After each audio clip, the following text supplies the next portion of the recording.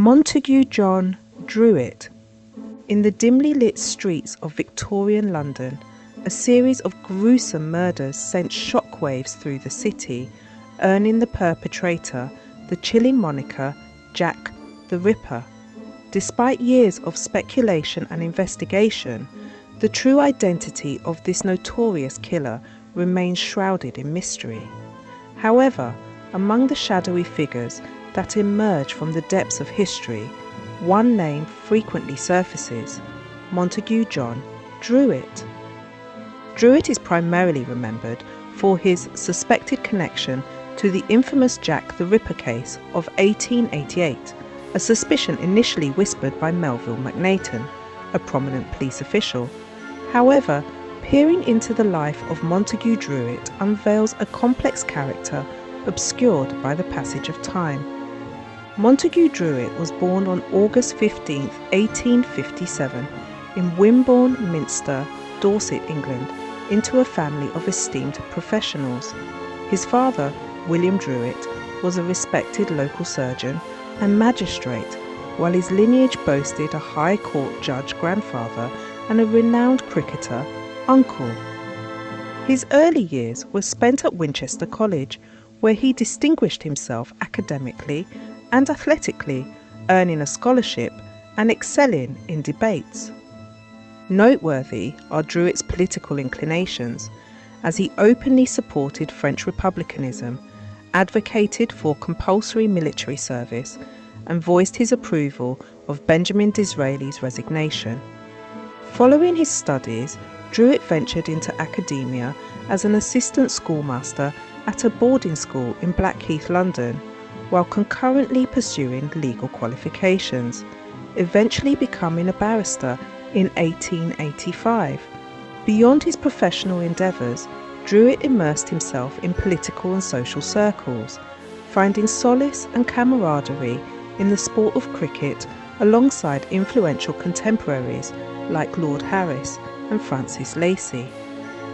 The cloud of suspicion surrounding Druitt stems from allegations of his involvement in the Whitechapel murders, fueled by McNaughton's insinuations and claims of Druitt's struggle with erotomania, a psychiatric disorder characterised by delusions of romantic love. At the time of the Whitechapel atrocities, Druitt, a 31-year-old barrister and educator, grappled with personal turmoil, reportedly battling mental health issues, possibly depression, which led to his dismissal from his teaching post. The intrigue surrounding Druitt deepened with the discovery of his lifeless body in the River Thames on December 31, 1888, shortly after the final Ripper slaying. Many speculated that his apparent suicide signalled a guilty conscience, further entwining his fate with the enigmatic legacy of Jack the Ripper. However, it's crucial to emphasise that there exists no definitive evidence linking Druitt to the Whitechapel murders. While law enforcement labelled him a suspect due to his precarious mental state, there was insufficient proof placing him at the scenes of the crimes. In some circles, it's posited that Druitt served as a convenient scapegoat, selected by authorities to quell public anxiety and bring closure to the case. Over time, various conjectures have emerged regarding Montague John Druitt's potential involvement in the Jack the Ripper slayings. Some theorise that he might have carried out the atrocities as an expression of suppressed sexual urges or as a rebellion against his esteemed upbringing. Others entertain the notion that he was a diversionary target, intended to deflect attention from a more prominent suspect.